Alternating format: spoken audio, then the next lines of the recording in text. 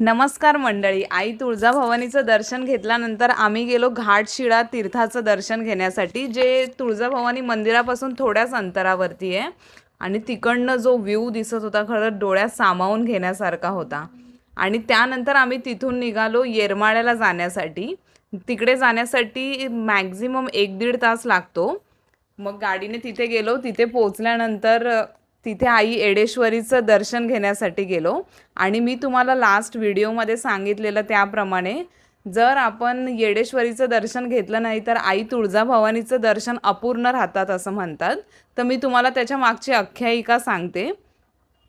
जेव्हा श्री प्रभू राम सीतेच्या शोधात जंगलात फिरत होते व्याकुळ होऊन, तेव्हा आई पार्वतीला त्यांची खूप दया आली आणि तिला असं वाटलं की त्यांना मी जाऊन भेटू.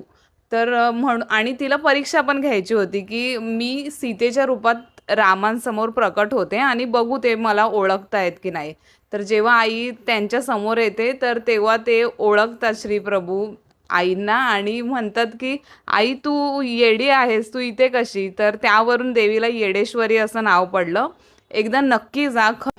तुम्हाला जर ही व्हिडिओ आवडली असेल तर नक्की लाईक करा, शेअर करा आणि कमेंट करायला विसरू नका.